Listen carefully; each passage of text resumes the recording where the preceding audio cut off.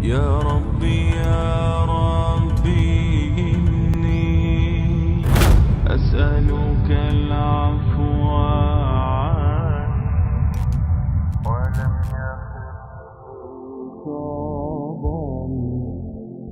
يا مالك الملك. The famous question posed by many people nowadays is that can science prove God? And what they really mean by that is, can science discover God?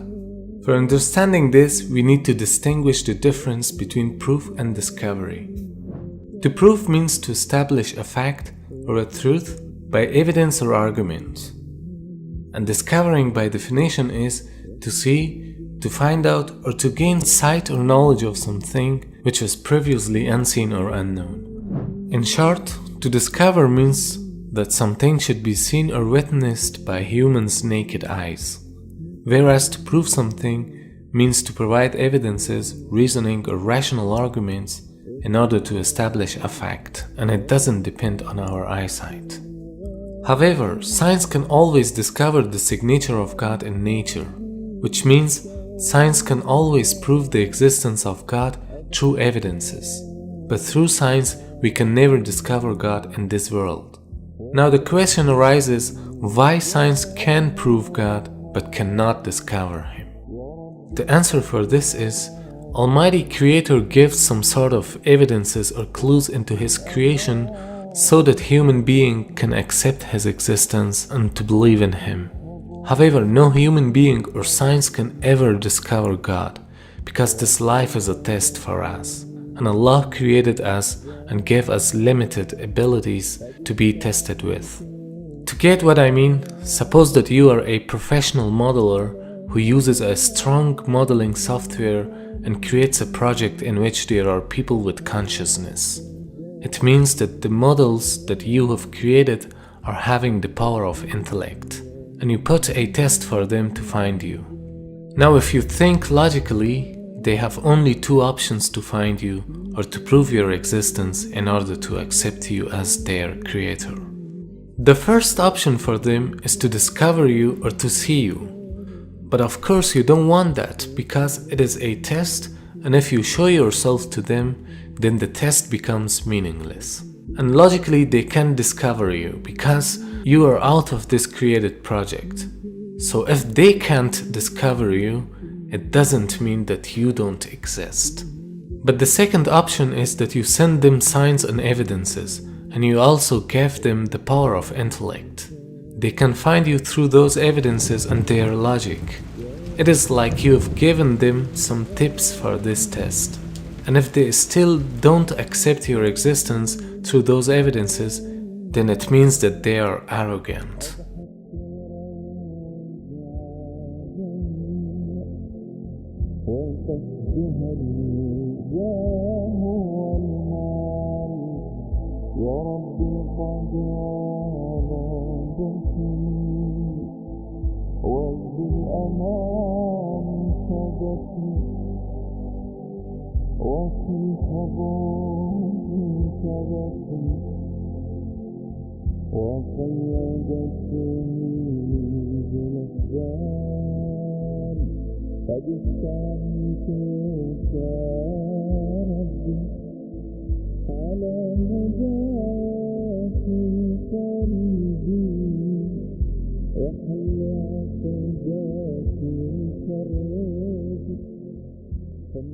Now think of yourself, you, your project, the world in which you live, and the entire universe are all created by a superior being. Don't you think that you are made in a mega computer? Actually, not a computer, but in a mega creation box? So when we are inside this creation box, we can just touch, taste, see, smell, or hear anything which is physically inside this creation box. So these 5 senses help us to discover things which have connection with physics. But there are other things like love, like feelings, like intellect, meaning your mind. These things cannot be described physically. I mean, you cannot see, touch, smell, or taste your feelings. Or you cannot discover love or your mind through these senses. Does it mean that you don't have mind or there is no love because you cannot see, touch, or smell them? Of course they exist, but you cannot discover them physically. You can prove their existence through signs and evidences and using your logic. For instance, the sign for a sad feeling is crying. Or when you analyze the outcome of something, it is an evidence for your mind or your intellect. So don't think that God is inside this creation box and you can discover Him like any other thing. Because anything which is discoverable is not God at the first place. He's beyond this universe and even beyond your imagination.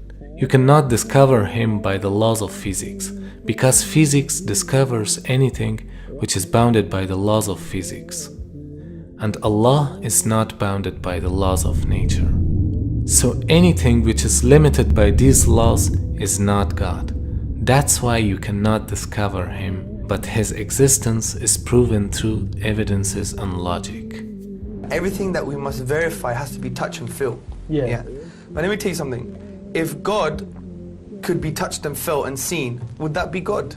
No, what you mean. Would that be It God? wouldn't really be a test of belief, would it? Because you would know for a It's not fact even he's just a there. belief, because God actually says there's good reasons to believe in Him. For example, look, do you believe you had a great grandma? No.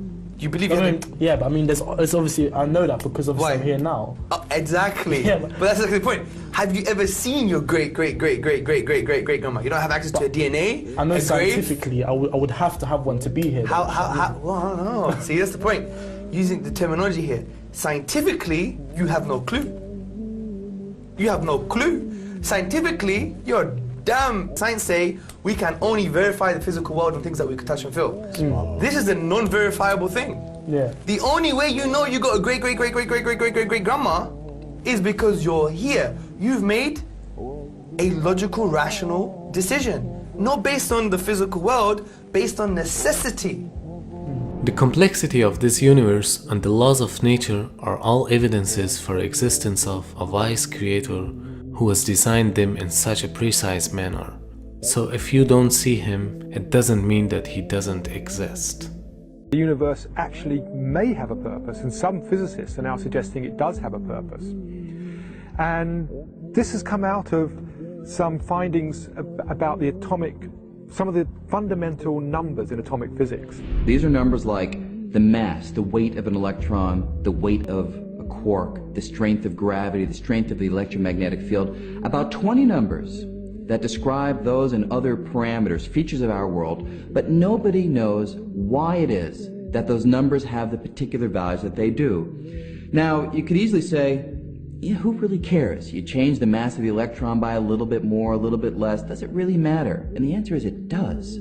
See, it turns out that if you imagine that we had 20 dials right here, and we could fiddle with those 20 numbers at will, even a small change to the values of the known values of those numbers would cause the world as we know it to disappear.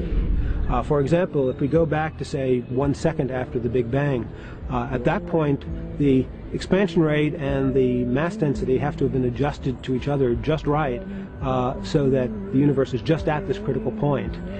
If the universe at that point were expanding just 1 part in the 15th decimal place faster, the universe would have flown apart without galaxies ever having had a chance to form. On the other hand, if the expansion rate were just a little slower than what we think by one change of 1 in the 15th decimal place, then the universe would in fact have expanded to a maximum size and collapsed. We would never have even reached the time in the universe at which we're living. A natural question that many people ask when confronted with this is, who designed it so that they all fit together so perfectly to give rise to our world? Is it merely an accident? Is there some force of nature that's out there that requires the universe to be as it is? Or is there some conscious being behind it all that has dialed things in a manner to allow the world as we know it to come into being? What we can do is look for evidence that suggests that we're not here out of total random events. And to me, the arrangement, the special balancing of the fundamental constants, the fundamental forces of nature, tells me that there is a being there that has put this package together, which has constructed this universe, someone outside the universe that was thinking about us and put it together for our benefit. Allah subhanahu wa ta'ala is great and majestic. He preserves himself in a majestic way that befits him. He doesn't want to reveal himself to the world except by his power and knowledge.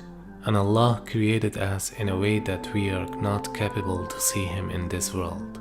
But this will be the greatest reward of the people in Jannah to see their Creator.